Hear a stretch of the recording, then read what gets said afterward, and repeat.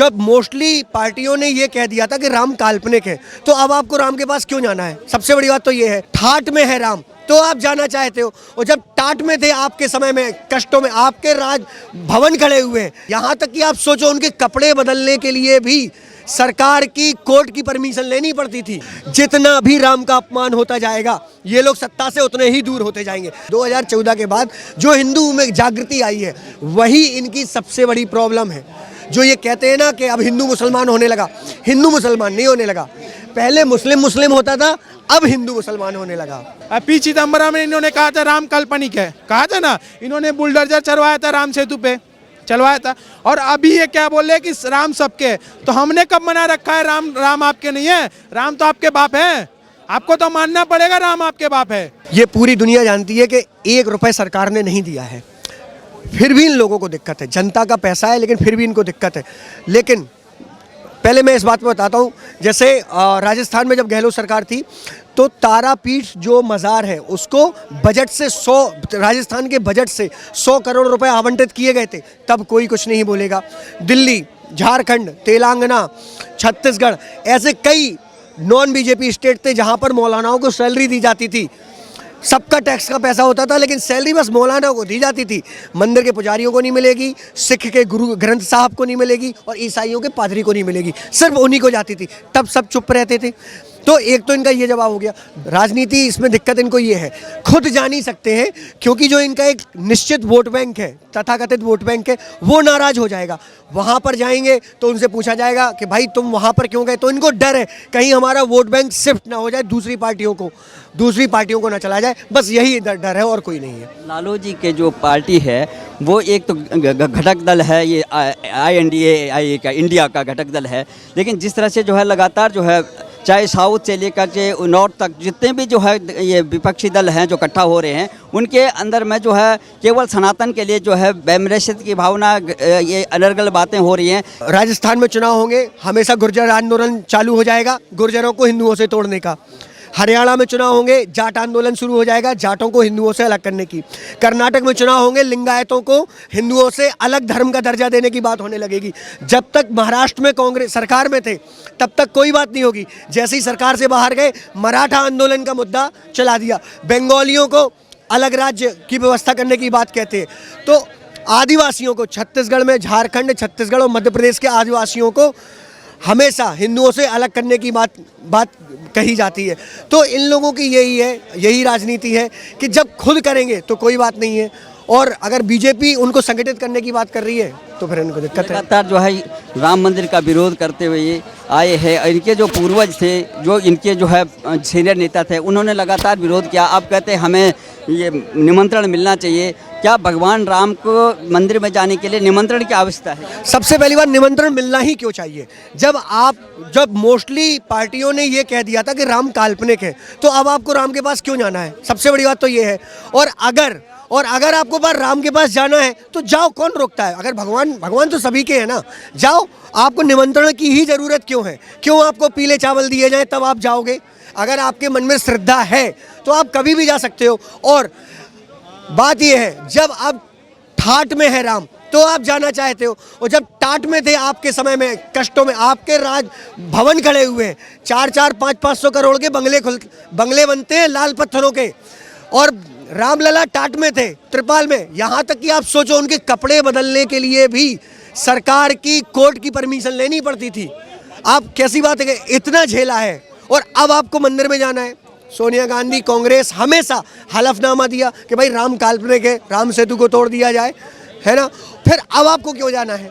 या तो आप कहो कि हाँ भाई राम है, मुझे जाना है। और इसके बाद भी जब सनातन का आप अपमान करते हो, आपके हर पार्टी का अलायंस है कि पार्टी है, सारे अलायंस की पार्टी है, वो एक एक करके बारी बारी से सनातन धर्म का, भगवान राम का अपमान कर रही है। अभी NCP के तावड़े ने, क्या नाम है उनका, उन्होंने भी कहा कि राम मांसाहार खाते थे। कहीं भी अंकित नहीं है कि श्री राम भगवान ने मांसाहार किया हो। कहाँ से उन्होंने जोड़ दिया? बोले क्षत्रिय थे, क्षत्रिय मांस खाते, तो राम भगवान भी मांस खाते होंगे। कहीं भी अंकित नहीं है। लेकिन ये सिर्फ तुष्टीकरण की राजनीति है कि गंदे संदे बयान दिए जाएं, सनातन विरोधी बयान दिए जाएं, जिससे आपका एक तथाकथित वोट बैंक खुश हो जाए कि भाई देखो वो बंदा राम का अपमान कर रहा है तो मैं इसको वोट दूंगा। इसलिए ही बस ये अपमान हो रहा है और इसके अलावा कोई बात नहीं है। मोदी जी का विरोध करते करते ये लोग जो है भगवान राम के प्रति भी जो है अनाप शनाप या मंदिर के प्रति अनाप शनाप बातें कर रहे हैं कि वे कहते हैं कि हमने भी जो है राम मंदिर के जो है ताला खुलवाया था, भगवान राम हमारे भी हैं, और ये जो मंदिर बन रहा है वो तो कोर्ट ने बनवाया है, इसमें मोदी जी का क्या? देखिए मैं आपको बता दूं, इन लोगों को पता नहीं क्या समझ है क्या नहीं, कौन इन लोगों को सलाह देता है। मैं आम जनता हूँ, आम नागरिक हूँ, मैं बता देता हूँ, जितना भी राम का अपमान होता जाएगा ये लोग सत्ता से उतने ही दूर होते जाएंगे। अगर इनको लग रहा है कि तुष्टीकरण करके जितना भी जो मुस्लिम वोट बैंक है इनका, है ना, मुस्लिम वोट बैंक है वो कलेक्ट कर ले, वो हो जाएगा कलेक्ट, लेकिन हिंदू इनसे दूर होता जाएगा। हिंदू जाग रहा है और यही सबसे बड़ी व्यवस्था दिक्कत है इन लोगों की कि हिंदू जाग रहा है। 2014 के बाद जो हिंदू में जागृति आई है वही इनकी सबसे बड़ी प्रॉब्लम है। जो ये कहते हैं ना कि अब हिंदू मुसलमान होने लगा, हिंदू मुसलमान नहीं होने लगा, पहले मुस्लिम मुस्लिम होता था, अब हिंदू मुसलमान होने लगा। और सनातन का विरोध करते करते क्या ये घटक दल जो ये इंडिया घटक दल है, क्या उसको फायदा होगा इस तरह से जो है भगवान राम के प्रति? जैसे बिहार के जो है शिक्षा मंत्री इस तरह से बयान दे रहे हैं, उनका विधायक जो आरजेडी का बयान दे रहा, ये तमाम जो दल हैं वे जो है इंडिया के घटक दल। देखो इनको फ़ायदा तो पक्का होगा। फ़ायदा कहाँ से होगा? मुस्लिम वोट सारी जाएगी, क्योंकि 70 साल से ही होता है, सनातन को दबाते आए हैं और मुस्लिम को उभारते आए हैं। अब इनकी सारी दिक्कत क्या है, जैसे भाई ने कहा, इनकी दिक्कत क्या है कि सनातन प्रचंड पे आ रहा है। मंदिरों में सनातन की प्रक्रिया चल रही है, आप कहीं भी जाओगे, रोड पे जाओगे, कहीं भी जाओगे, सनातन की प्रक्रिया चल रही है, ठीक है ना। तो इनकी दिक्कत ये है कि अभी तक सनातन दबा हुआ था, तो अब उठ क्यों गया? ठीक है, हमारे माननीय प्रधानमंत्री मोदी जी भी है, वो भी सनातन की बात करते हैं, योगी जी वो भी सनातन की बात करते हैं, भव्य राम मंदिर का प्राण प्रतिष्ठा हो रही है।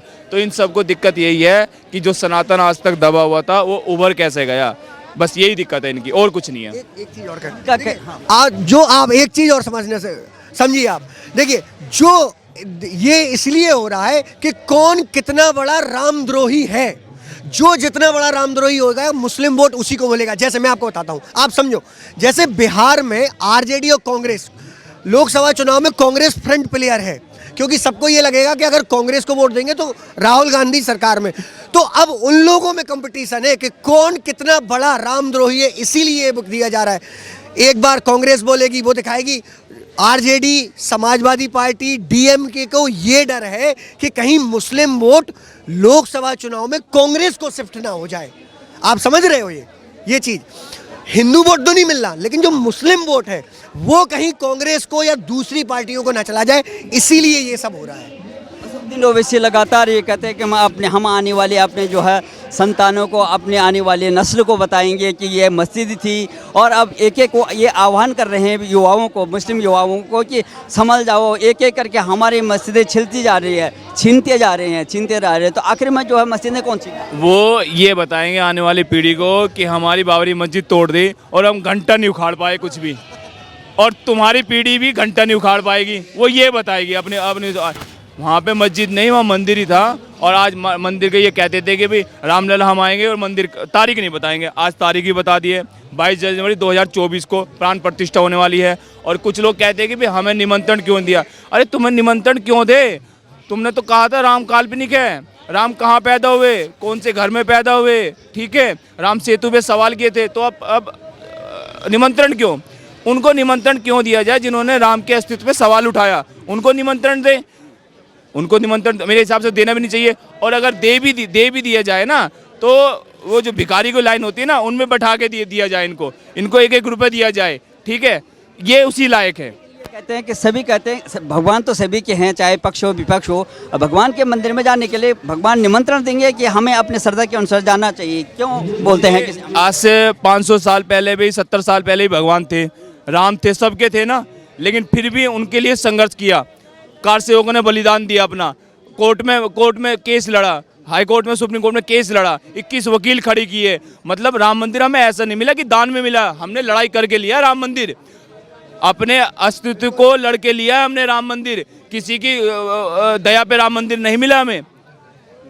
बिल्कुल, जिस तरह से आप देख रहे हैं कि राम मंदिर वहाँ पे वो स्थान वही है, कोर्ट भी वही है, सरकारें भी ऐसी आती हैं, संविधान भी वही है, लेकिन इतने लंबे समय तक जो है केवल राजनीति होती थी। आज ये कहा जा रहा है कि ये तो कोर्ट ने जो है ये फैसला दिया है, लेकिन तत्कालीन में भी जो कोर्ट थी, तत्कालीन में भी जो है ये जांच एजेंसियाँ थी, आखिर में क्यों तथ्य नहीं रखे गए इस तरह से? क्योंकि तथ्य तब भी थे, जो अवशेष मिले हैं वो जो है मंदिर के पक्ष में। देखिए, मैं आपको सबसे पहले बताता हूँ, तथ्य इसलिए नहीं रखे गए मस्जिद के पक्ष में क्योंकि मस्जिद के पक्ष में तथ्य थे ही नहीं।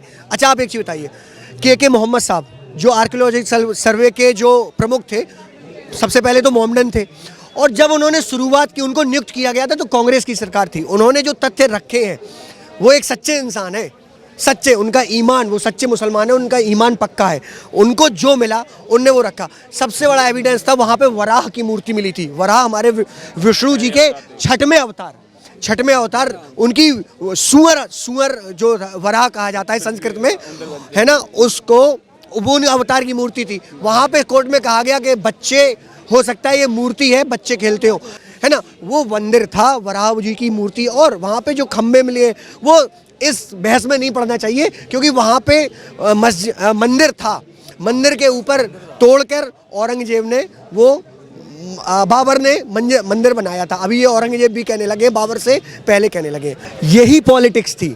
आज मैं अपने मुस्लिम भाइयों से बिल्कुल बहुत विनम्र उससे कहना चाहता हूँ, आप लोगों से एक सवाल है, क्या राम मंदिर ना बनने देना कांग्रेस और विपक्षी पार्टियों द्वारा आपका समर्थन करना था? मतलब बाबरी मस्जिद बनेगी नहीं और वो राम मंदिर बनने नहीं देंगे, क्या आप इसमें खुश थे? क्या आप लोग इसमें खुश थे? मतलब अगर आपके प्रति वो इतने वफादार थे, आपका इतना समर्थन करते थे, तो भाई उत्तर प्रदेश में मायावती, कांग्रेस और सपा की सरकारें रही हैं, मुलायम सिंह की सरकार रही जिन्होंने गोलियां चलवा दी थी, केंद्र में कांग्रेस की सरकार थी, कैसे भी कैसे करके आप मस्जिद बनवा देते वहाँ पर, आपकी सरकार, आपकी पुलिस, आपकी आर्मी, आप बनवा सकते थे, लेकिन नहीं बनवाएंगे। क्यों? हिंदुओं का भी वोट चाहिए और मुसलमानों का भी वोट चाहिए। अगर मंदिर बनवाएंगे तो मुसलमान कट जाएंगे, आप समझो। तो ये राजनीति, वो ये चाहते थे कि भाई ये मुद्दा हमेशा ठंडे बक्से में पड़ा रहे, हिंदू मुसलमान इस बात पे लड़ता रहे और हमारी राजनीति चलती रहे। लेकिन शुक्र मनाना चाहिए मोदी जी का, जिन्होंने इस मुद्दे को हल कर दिया। हो सकता है कि अभी हिंदू मुसलमान भाइयों के मन में ये कुंठा रहे कि हमारी मस्जिद नहीं बन पाई, लेकिन आज से दूसरी, तीसरी, चौथी पीढ़ी बाद ये सब चीज़ें भुला दी जाएंगी और बहुत बड़ी भविष्य में दुर्घटना के होने के चांस बहुत कम हो गए हैं। खुलेआम धमकी देते हैं, धमकी देने से क्या होता है? सरकार आने दो, एक बार हमारी सरकार आने दो, मस्जिद को उठा, उसको मंदिर को उठा देंगे। मन में ये जहर भरा हुआ है जी, मतलब बच्चा कहता है जी, एक बार हमारी कौन सी सरकार, कांग्रेस नहीं आने वाली। आप संविधान मानते हैं, असदुद्दीन ओवैसी की जो बात कर रहे हैं, असदुद्दीन ओवैसी कहते हैं कि वे बैरिस्टर हैं, वे वकील भी हैं, वे संविधान के ज्ञाता भी हैं, लेकिन बार बार इसी बात को क्यों उठाते हैं वो कि भाई हम अपनी नस्लों को बताएंगे कि कोर्ट ने फैसला दिया और तथ्यों के आधार पर दिया, एविडेंस के आधार पर दिया। वो अगर वो ऐसा चीज़ अगर नहीं करेंगे तो उनकी रोटियां कैसे चलेंगी? आज अगर ओवैसी जो है खड़ा होकर माइक लेके अगर 50,000 समर्थकों के साथ खड़ा होता है तो वो ये कहता है कि इंशाअल्लाह वो वक्त आएगा जब मोदी पहाड़ों में चले जाएंगे, योगी मठ में चले जाएंगे, फिर तुमको कौन बचाएगा? ये समझने वाली बात है। अगर ओवैसी ये बोलेंगे, चलो अगर राम मंदिर बन गया कोई बात नहीं, अब आप लोग रोजगार पर ध्यान दो, अपने हिंदू भाइयों को चलो खुश होने दो, उनकी खुशी में शामिल हो, उनकी सभा में कोई आएगा?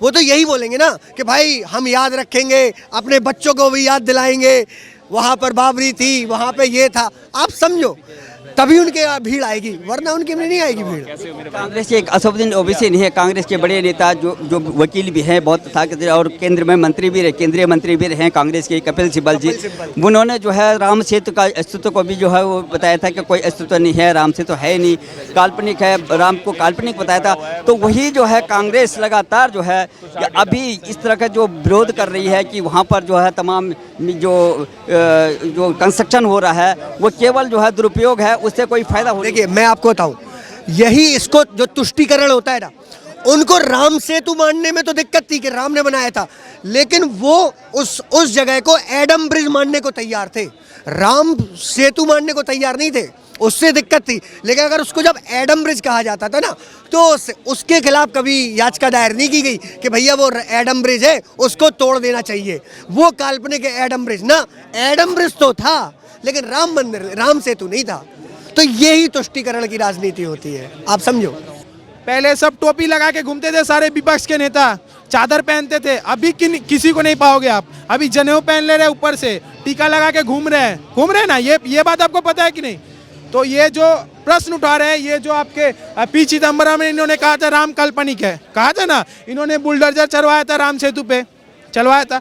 और अभी ये क्या बोल रहे हैं कि राम सबके। तो हमने कब मना रखा है राम आपके नहीं है? राम तो आपके बाप है, आपको तो मानना पड़ेगा राम आपके बाप है। मानते हैं ना? पहले नहीं मानते थे, पहले क्या बोलते थे? सेकुलर कंट्री है। सेकुलर कंट्री वहीं पे है, सेकुलर वहीं पे है जहाँ पे हिंदू परसेंटेज में ज़्यादा है। ईरान में सेकुलर नहीं है, इराक में सेकुलर नहीं है, अफगानिस्तान में नहीं है, बलूचिस्तान में नहीं है। इतने 52 कंट्री है जहाँ पे कोई सेकुलरिज्म नहीं है, कोई सेकुलरिज्म। जहाँ पे हिंदू ज़्यादा है वहीं पे सेकुलरिज्म है।